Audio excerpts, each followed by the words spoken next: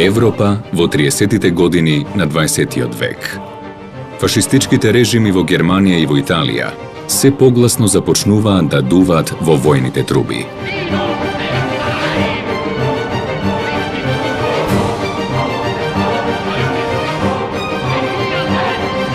По анексијата на Австрија и пречусувањето на Чехословачка, војските на Третиот рајх ја напаѓаат Полска, со што започнува најкрвавиот воен судир во човековата историја. Втората светска војна.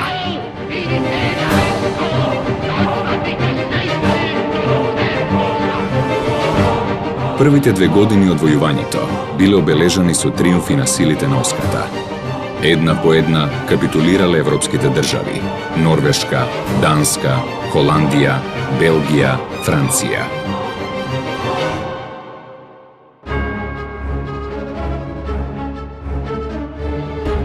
И додека германскиот фирер бил обседнат со борбата против Британија, неговиот италијански партнер го свртел своето внимание кон Грција. И покрај неутралноста што грчката влада јавно ја декларирала, Мусолини на грчкиот премиер Јоанис Метаксас му доставил ултиматум за територијални отстапки во корист на Италија. Грција ова го одбила и на 28 октомври 1940 година започнала грчко-италијанската војна.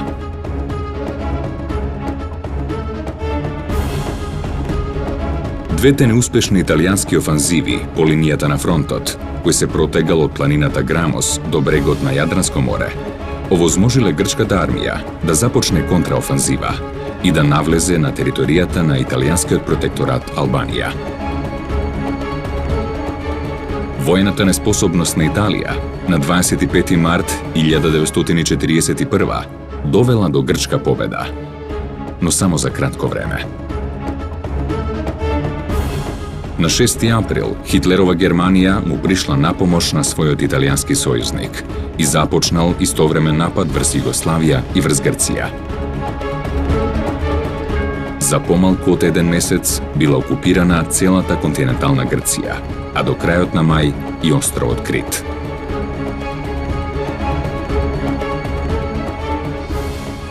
Во сите овие војни операции биле опфатени и голем број македонци, регрутирани со мобилизацијата спроведена на територијата на Македонија и на Тракија. Од вкупно 300.000 војници на грчката армија, околу 80.000 биле од егејскиот дел на Македонија, а меѓу нив и 20.000 македонци, кои како војници на 9-та и 10-та дивизија учествувале во битките кај Морава, Иван Планина, Подградец и Клисура. За ова зборуваат и статистиките, според кои од вкупно 12.620 загинати војници на грчката армија, 2/3 биле македонци и доселеници од Мала Азија. Но овој влог бил залуден. Со капитулацијата на грчката држава, егејскиот дел од Македонија потпаднал под тројна фашистичка окупација. Голем дел од македонците навистина биле насилно мобилизирани во рамките на грчката војска и биле во првите борбени редови. Таа војна била туѓа за македонците. Но од една страна, можеби, во еден известен степен ги крепела мислата што ги заштитувале своите родни огништа од едно ново робство. Ке се заменело едно робство со ново робство. Грчкото робство, тоест грчката власт со италијанска или подоцна со германска власт. Македонците не влегле со некоја посебна волја и желба да се борат во таа грчко-италијанска војна, но навистина голем дел од нив ги положиле животите во еден период од околу година помалку од година, за да веќе во континуитет од 1941 година македонците ќе влегле во еден нов воен конфликт кој што траел до крајот на 1944 година. Грчко-италијанската војна се вршеше исклучиво по законите на Грција. Значи, чим наполниш таму 19 години, автоматски класата која повикува и така ги повикува нашите луѓе. И никој не може тука да се одбие. Тие, значи, исклучиво беа на фронтот од оно што после читав, дека целата дивизија беше наклонета да ја примат македонците на прва линија И ги пофалија, дури и овие самите офицери грчки ги фалија дека се тие храбри луѓе дека се седат таа работа. Тоа беше практички есента, негде до цела зима. Тука изгинале многу народ. За тоа дека тоа му векеле дека ако се ослободат од италијаните и албанците, сигурно ќе добиле некои своји права. Навистина имаше огромно ангажирање на нашите луѓе во борбата меѓу грчката и италијанската армија. Памтам, и татко ми беше еден од учесниците во таа војна и кажува често дека кога македонците ќе стапеа на фронтот, италијаните се повлекува и обратно, кога грци и така натаму, као епизоди, веројатно има и вистина во тоа. Повеќето војници тогаш и тие што биле поставени на прв ред, на првиот фронт, биле македонци, а нормално бидејќи со тој начин Грција добиваше поголем број на војници, од друга страна ако гинеа уште подобро за неа, оти ќе се ослободуваше од такви непосакувани граѓани. Целата територија на Централна и Западна Македонија, на која воедно живеел и поголем дел од македонското население, се нашла под италијанска и под германска војна управа. Во воспоставувањето на новиот поредок асистирала новоформираната грчка квинслишка влада, на чело со генералот Георгиос Чолакоглу, подписникот на капитулацијата на грчката армија кај Епир, кој го обновил репресивниот административен апарат на својот претходник, премиерот Иоанис Метаксас. Источниот дел од Егејска Македонија потпаднал под бугарска окупација и го добил називот Беломорска област.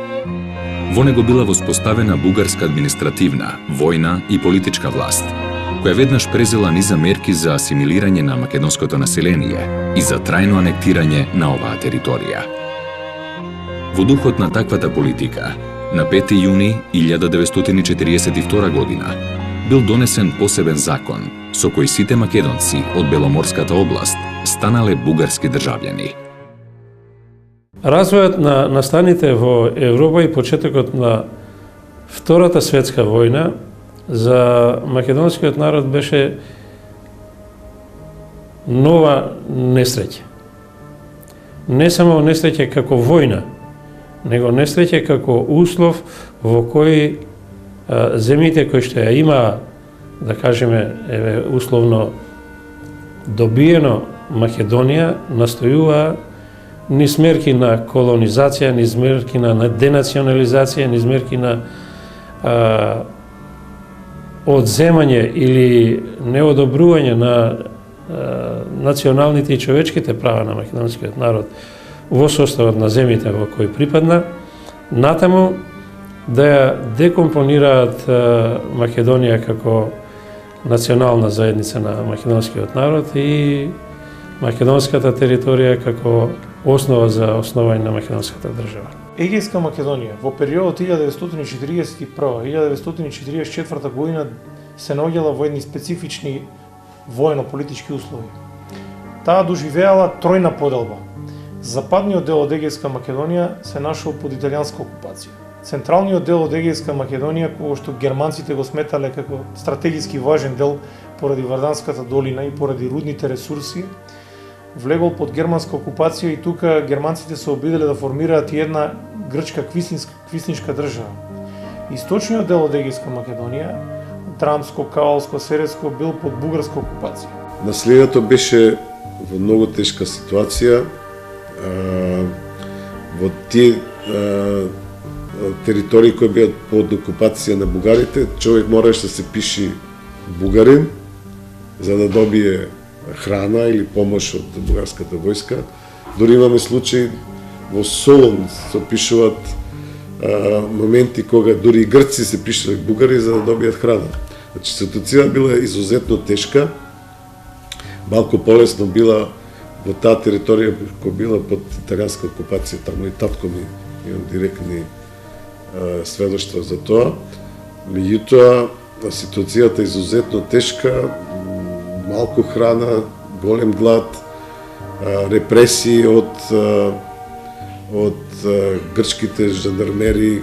Па тогаш беше практички вака. Германците беа во Лерн, италијаните беа во Костур. Бидејќи припаѓавме ние под Костур за одредени проблеми. Беше поблиску жандармеријата таму, не? А во Лерн идевме за набавка на храна, за купување стока и така натака. Ние бевме точно на линијата, пошто сме Вичо таму и на Рунзел. Од една страна припаѓа Костурскиот дел, од друга страна Ленинскиот. Ние припаѓавме, доваѓа се меше и италијаните и германците. И тој период го памтам многу добро, затоа што италијаните кога му требаше храна и на свет, доваѓа во селото, врша конфискација на стока, на сета таа работа, требаше да се носи во Костур. По тројната окупација, земјата се нашла во тешка економска состојба. Потребите на војните сили биле намирувани преку реквизиции и високи даноци земани од селаните, како и преку конфискација на стока и услуги од фабриките, рудниците, железницата и предпријатијата. Лошите економски услови наскоро довеле до сиромаштија, а сиромаштијата и до масовна глад, од која во зимата 1941-42 умреле над 100.000 луѓе.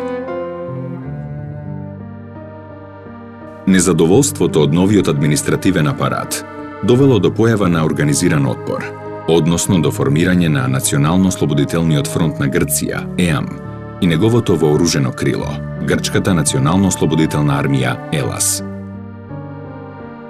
Иако ЕАМ представувал коалиција на неколку партии, Земјоделската партија, Социјалистичката партија, Унијата на народна демократија и Комунистичката партија на Грција, сепак тој бил раководен од комунистите, кои во предвојната диктатура на Метаксас стекнале големо искуство во илегалното дејствување.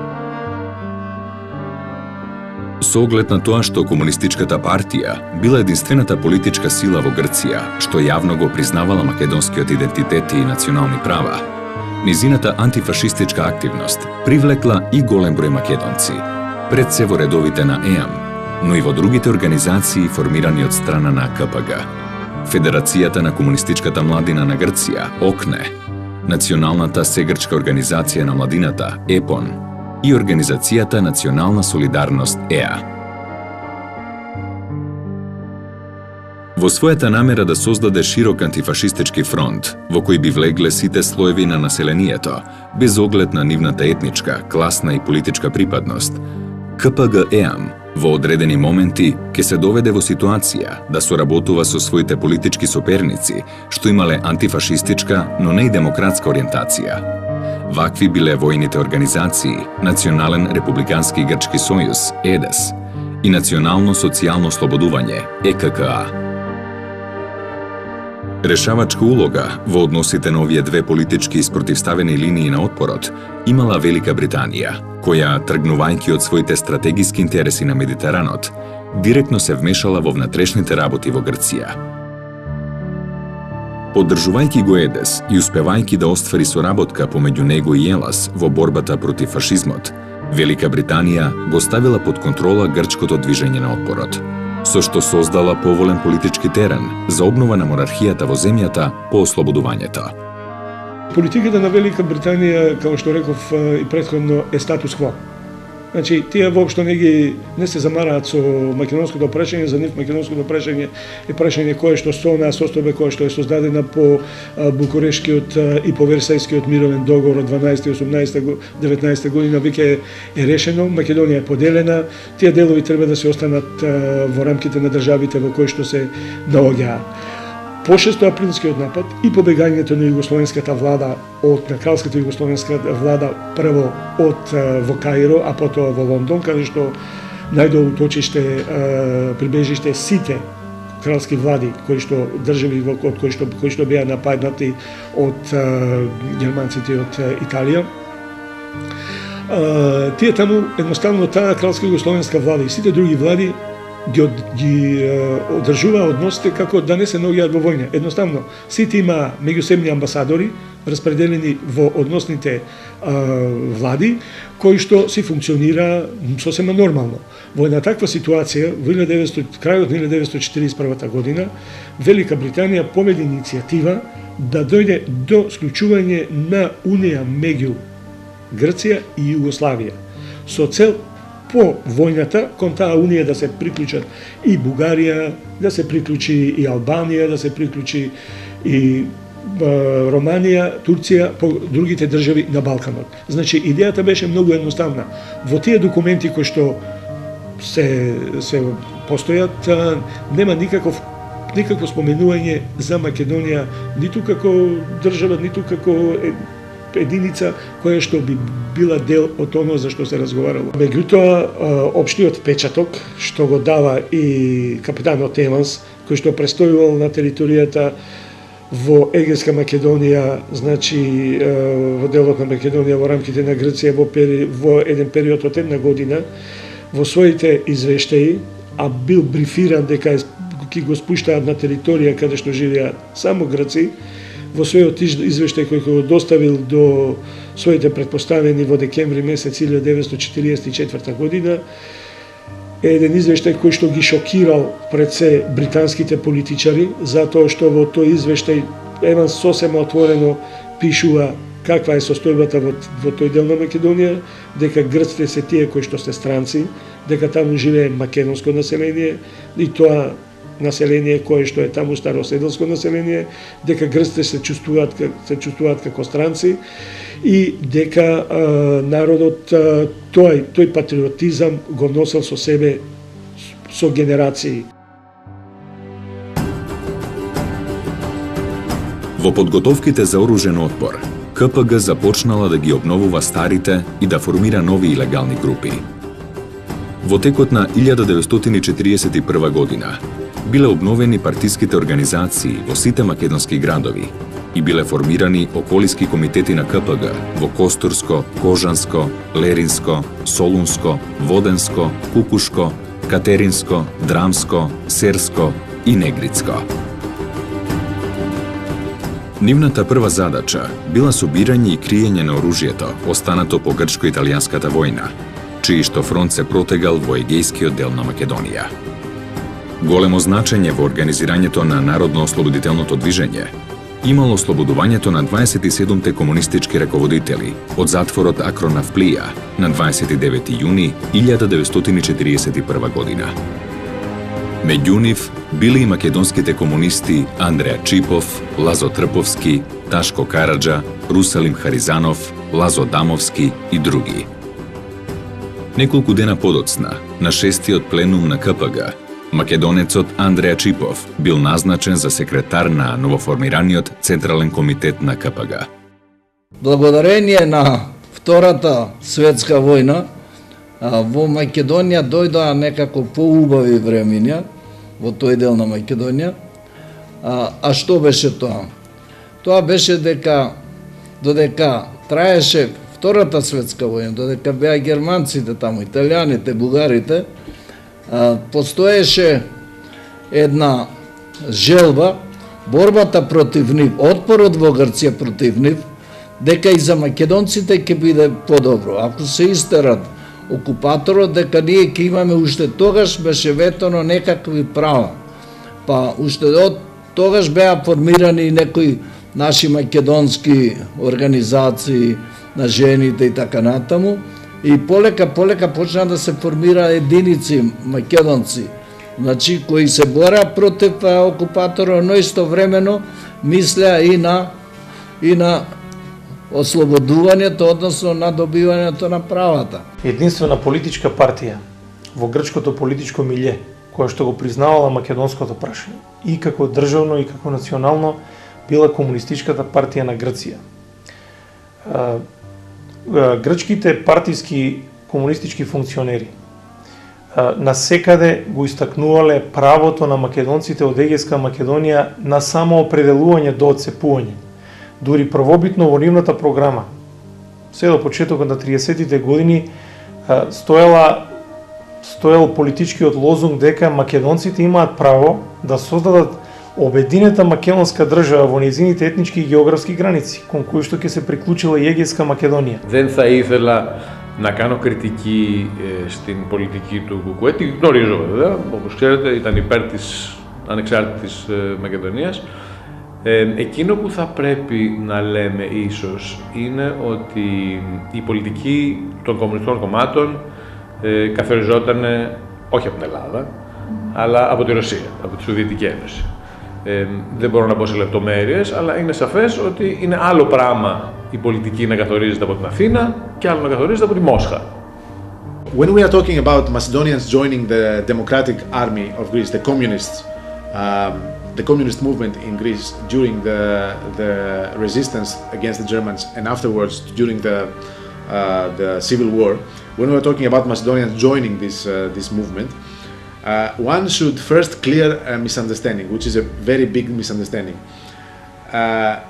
Macedonians who joined the communist, let's say, front, the communist army, were not necessarily communists, but or not even they were not even liking the communist ideology, but they were convinced by the communist propaganda in their places, that if they support the communist cause, then they will get their rights as Macedonian citizens within the Greek state.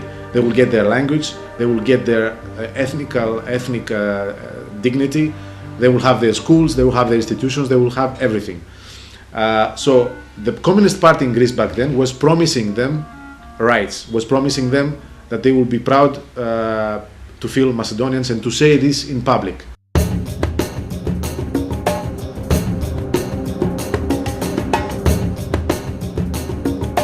Во истиот овој период, поточно на 22 јуни, денот на германскиот напад врз Советскиот сојуз, Бирото на КПГ за Македонија и за Тракија донело решение за формирање на првите партизански групи. Така што веќе во септември 1941 година, бројот на партизаните и на илегалците во егејскиот дел на Македонија изнесувал околу 600 борци. Особено големо значење за реализирањето на оваа партиска задача имал инструкторот на Бирото Лазо Трповски.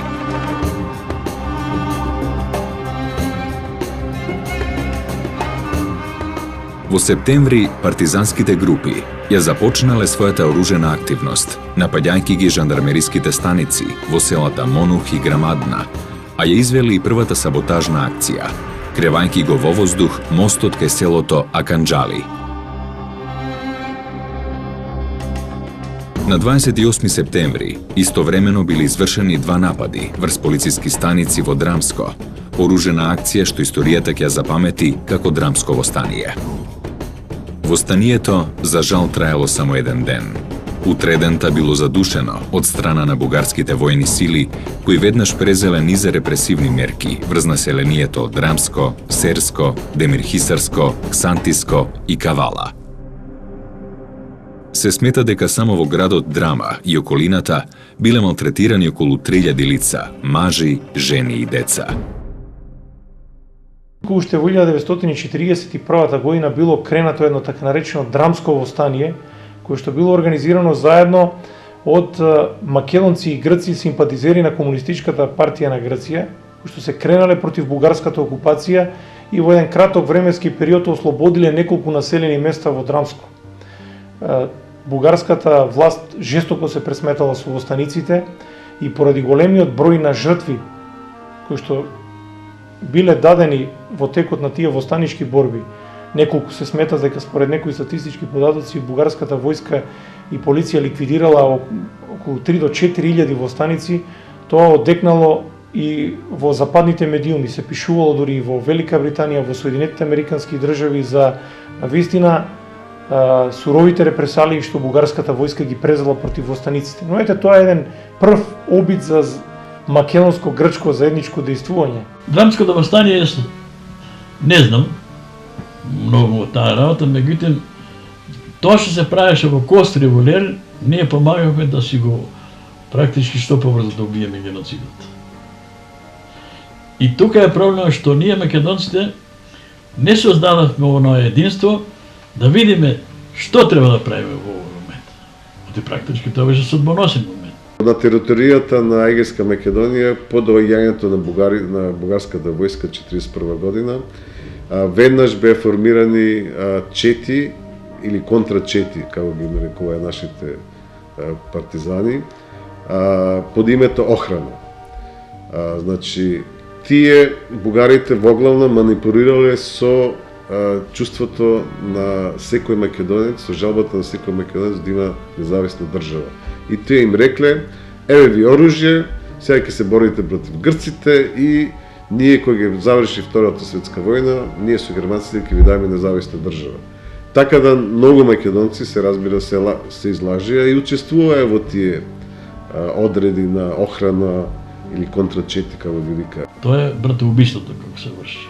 Значи, македонци што беа од Елас, да убиват овие комитети што беа македонци.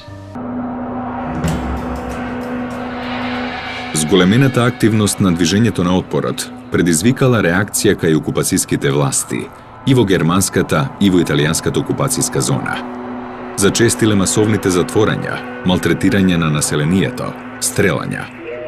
Во италијанската окупацијска зона биле формирани посебни војни единици, така наречени батальони за претрес, кои извршиле големи материјални штети и злосторства врз населението во Костурската и во Преспанската област.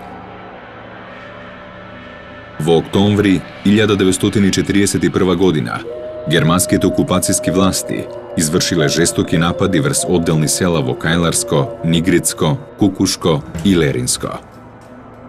Вкупниот број на жртвите настрадани во овие акции бил 486 лица. Во истиот период, во Костурската област, 299 комунисти биле уапсени и затворени во концентрацијниот логор Павло Смелас.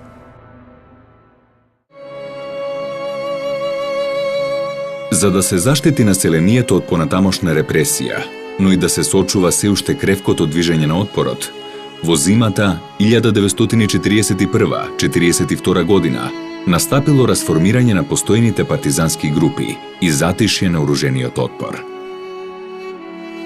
КПГ речиси целата таа година ќе ја помине во зацврстување и проширување на редовите на Елас.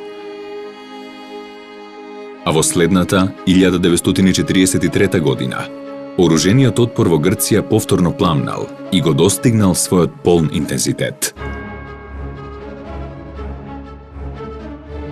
Заслугата за ова ја имал пред се 8-миот пленум на Централниот комитет на КПГ, на кој било потенцирано значењето на герилската војна за успешен развој на движењето на отпорот. По ова, започнале да дејствуваат и првите помали партизански единици во Тесалија, Румелија, Западна Македонија и во Атина. Иако нивните оружени акции во почетокот биле со мали размери, сепак со нив тие станале популарни кај населението, што придонело за континуирано зголемување на бројот на борците на Елас. Една таква партизанска група во април 1942 година се појавила и во Костурско, начело со командантот Наум Пејов и комесарот Коста Трповски, а есента бил формиран и Кожовско-пајачкиот одред на Елас. До крајот на годината, единиците на Елас извршиле низ оружени акции против германските сили.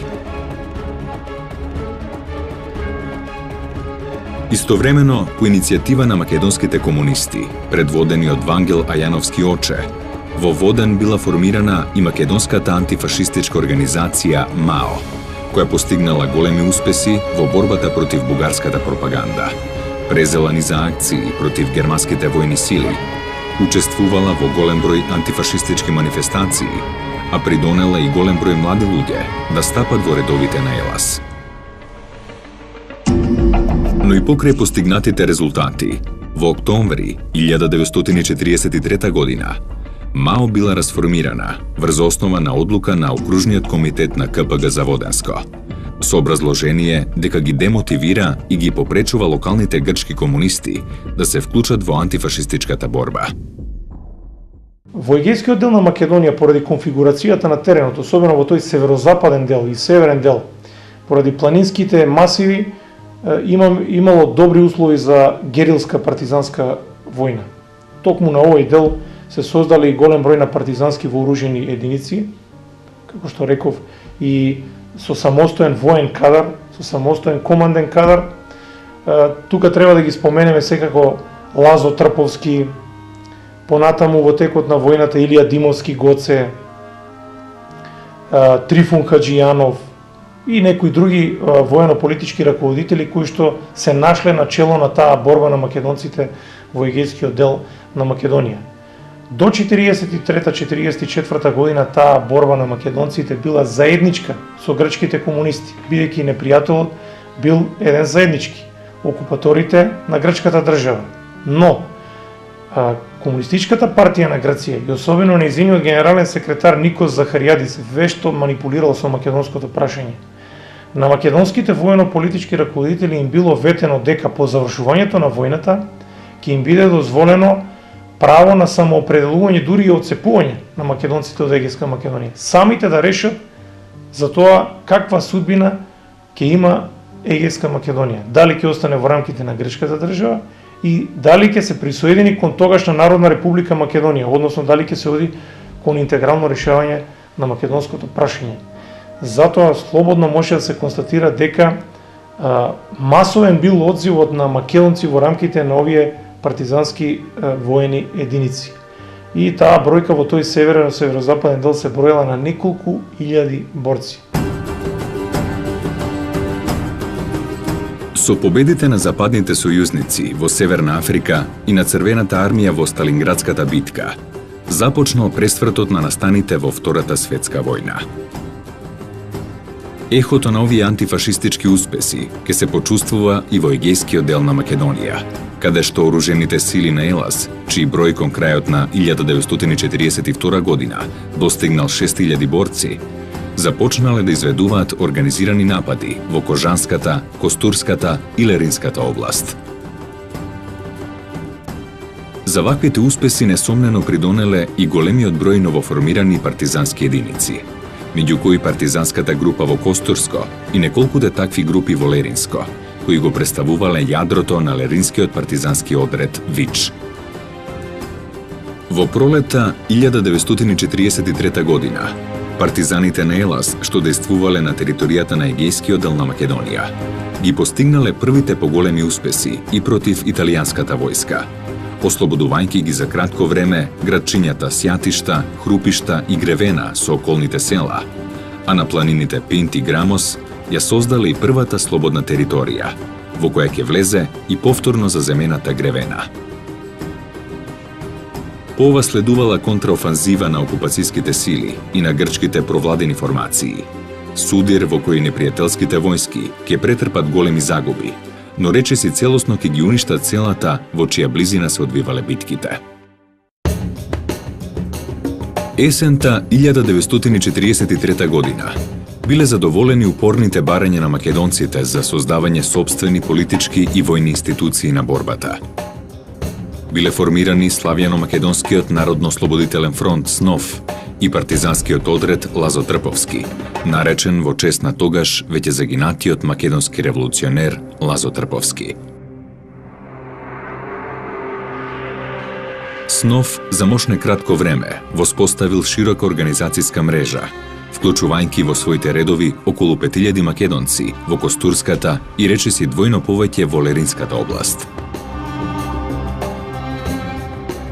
Во почетокот на 1944 година, во која ЕЛАС во Грција ќе нарасне во респектабилна вооружена сила со околу 50.000 борци, се појавили и првите оружени групи на СНОФ за Костурско, кои действувале под името Славјано-македонска народно-слободителна војска, СНОФ. Голем придонес за популарноста на СНОФ меѓу македонското население имале и весниците Славјано-македонски глас, орган на СНОФ за Костурско и Победа, орган на СНОФ за Леринско, кои излегувале на македонски јазик. Паралелно со овие два весника биле печатени и голем број прогласи, летоци и прокламации, издавани по разни поводи. Во своето краткотрајно 6-месечно постоење, организацијата СНОВ постигнала значајни резултати. Освен што придонела за затврстување на националното чувство кај македонското население, СНОВ во февруари 1944 година официјално побарала од раководството на 28-миот полк на Елас да дозволи македонските борци да се закитат со црвени петокраки на капите, ознака што ќе ги разликува од нивните грчки соборци. Истовремено СНОВ постигнал големи успеси во борбата против германските окупацијски сили и особено против пробугарското контрачетничко движење. Водел голема грижа за подобрување на условите за живот на населението, а развил и значајна културно-просветна дејност. Богатата активност, постигнатите успеси, големата популарност кај населението, но пред се тенденцијата за самостојно действување, што ја покажале македонските институции на борбата, биле причина КПГ во април 1944 година да донесе одлука за расформирање на одредот Лазо Трповски и на организацијата СНОВ. Ваквата апсурдна одлука имала политички девијантна заднина. Македонските антифашистички институции представувале пречка во спроведувањето на политиката на КПГ за договор со другите политички сили во Грција по прашањето за повојното уредување на земјата. Договор што почивал на консензусот дека во Грција живеат единствено грци. Од тука, КПГ се согласила на компромис за склучување примирје меѓу оружените сили на Елас и на ЕДЕС, подпишано во крајот на февруари 1944 година во Плака Епир, пошто следниот месец го формирала политичкиот комитет на националното ослободување ПЕА, како војно и политичко тело составено од сите учесници во ЕАМ. Ова тело учествувало на Либанската конференција, одржана во мај истата година, каде што представниците на највлијателните политички партии и организации на отпорот во Грција од една и грчката емигрантска влада од друга страна, ја создале така наречената влада на национално единство. Наспроти сите своји успеси на бојното поле, во оваа влада ЕАМ добила сосема мала и незначителна улога. Ваквата одлука за расформирање на македонските институции била причина една поголема група македонци, партизани и членови на СНОВ да се одцепат од Елас и по добивањето согласност од главниот штаб на Народно-слободителната војска и партизанските одреди на Македонија да ја напуштат територијата на егејскиот дел на Македонија и да се префрлат на планината Караорман. Од овие борци бил формиран Костурскиот батаљон, кој влегол во составот на првата македонско-косовска бригада.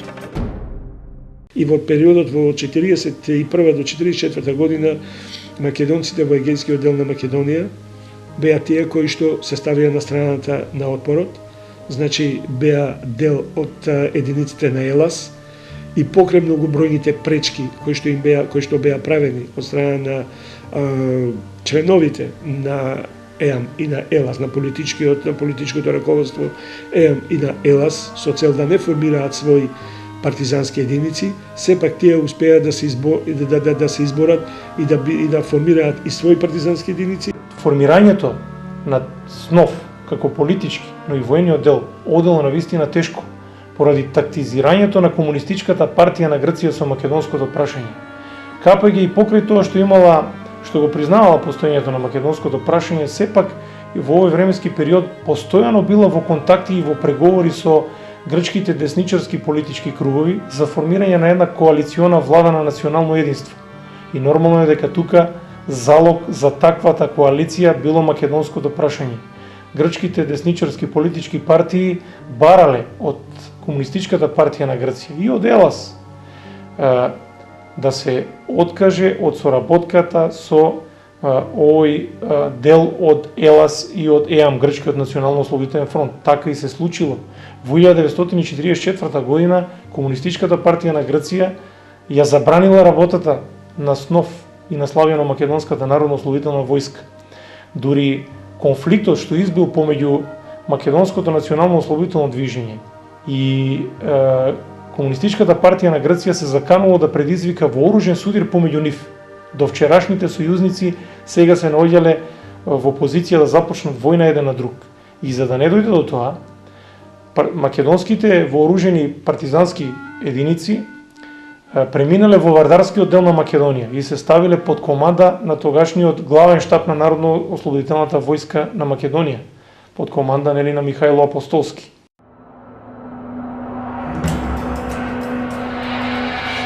Слабењето на позициите на ЕАМ по подпишувањето на Либанскиот договор се одвивало во услови на засилена активност на германските војни сили против единиците на ЕЛАС, координирана со истовремено дејствување на бугарската војска и оружените групи на грчките националистички организации. За време на војните операции, овие сили жестоко и сурово се пресметували со невиното цивилно население, при што настрадале и голем број македонски села во Воденско, Мегленско, Берско, Кукушко, Нигрицко, Енидже-Вардарско, Леринско, Костурско и Кајларско. Особено жестока била пресметката на германската војска со населението во градчето Катраница, Кајларско, во април 1944 година, кога градот бил ограбен и разурнат, а повеќе од 300 негови жители биле свирепо убиени.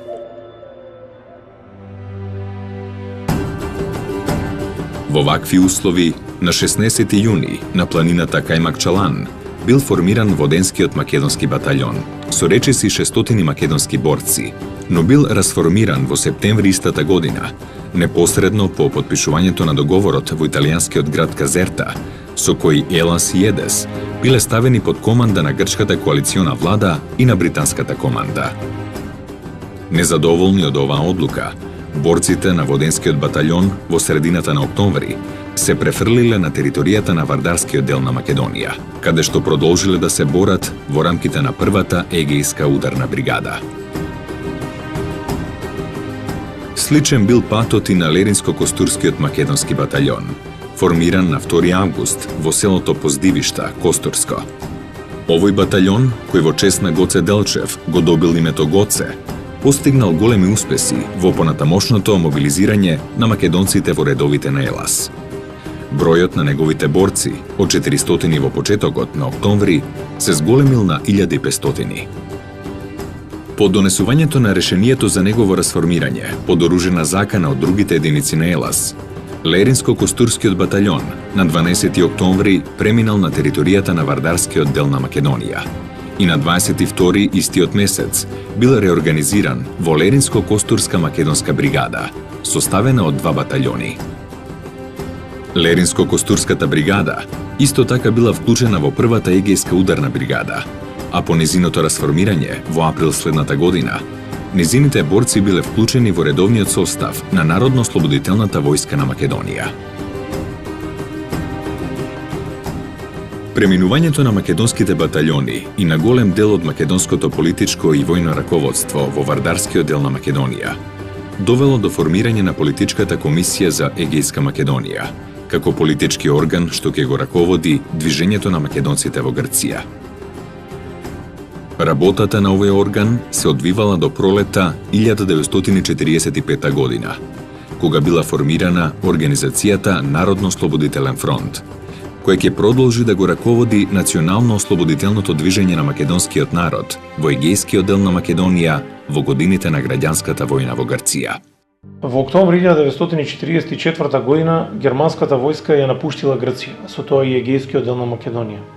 Се создал еден вакуум простор од неколку месеци, од октомври до декември 1944 година, кога на територијата на Егејска Македонија постоеле само герилски вооружени формации и грчките националистички формации кои што одржувале порано контакти и со германската војска, но и со западните сојузници од антихитлеровската коалиција. Англиските власти тогаш побараа од грчката влада некои работи што им одговара на нив и им се заканија дека ако не ги оствари грчката влада, може да изгубат Македонија.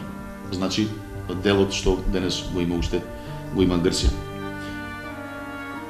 Тогаш кога им ветија грчката власт на англичаните дека ќе соработуваат со нив за сите интереси на англичаните, почна една офанзива, нека нарачам така, на тероризам во македонските села со цел тој црн трн од грчката нога да се извади веќе конечно со согласување на англичаните и да бидат тие луѓе протерани, бидејќи мораше една за секогаш според грчката власт да се реши тој проблем. Тоа е фактички предворието или увертирата во почетокот на граѓанската војна во Грција.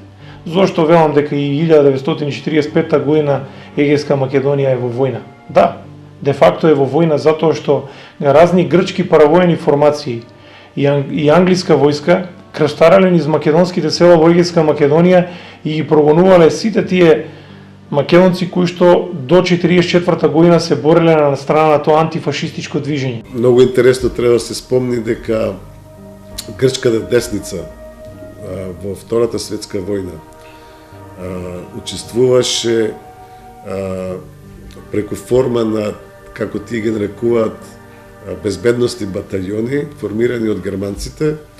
Тие во секојаш биле во борба против грчката левица, значи условно против Елас и против партизаните.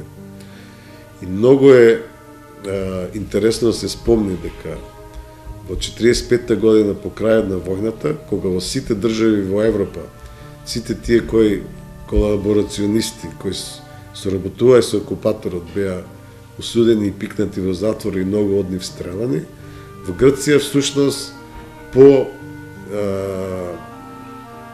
поразот на Елас и на Грчка комунистичка партија 1944 година, кога дојде на власт така наречената демократска влада на десницата во Грција, сите тие соработници на окупаторот станаа всушност новата државна машинерија на Грција. Грците кои инако мислеа, тие кои се бореа фактички има колаборација со окупаторот, почна и македонците да ги гонат. Вика, вие сте бугари и ќе си одите во Бугарија. Тоа значи многу народ во тоа време, до 1944 беа присилно иселени. Ќе одат бандитите фактички во селото, ќе отепат или ќе заколат некој и вика до утре да ве нема.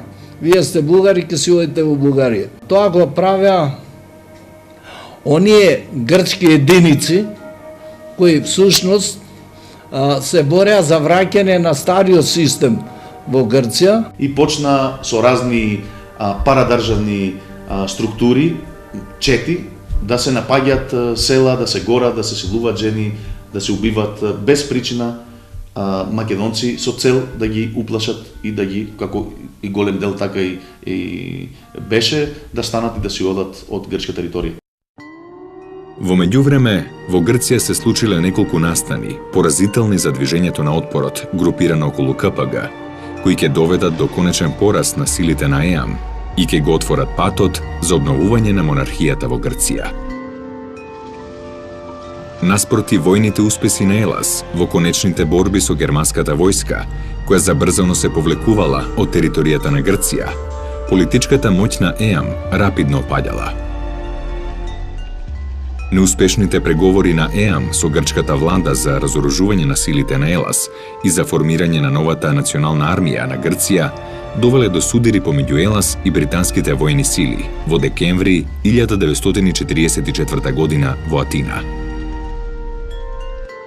По овие судири следувал договорот во Варкиза од 12 февруари 1945 година, со кој Елас била демилитаризирана и политички поразена, а стариот политички режим бил вратен на власт. Ваквиот развој на настаните бил увод во трагедијата што следувала – граѓанската војна во Грција. Втората светска војна имала големи последици врз населението од егејскиот дел на Македонија. Во периодот од октомври 1940 до јуни 1944 година, од нападите на окупацијските и грчките војни структури биле разурнати и опожарени 266 села. До крајот на 1943 година, во западните и централните македонски области, животот го загубиле околу 6000 лица, а поради фашистичкиот терор, речиси 20.000 македонци биле принудени да ја напуштат земјата. Освен тоа, од Егејскиот дел на Македонија, во концентрационите логори, биле депортирани 46.413 евреи.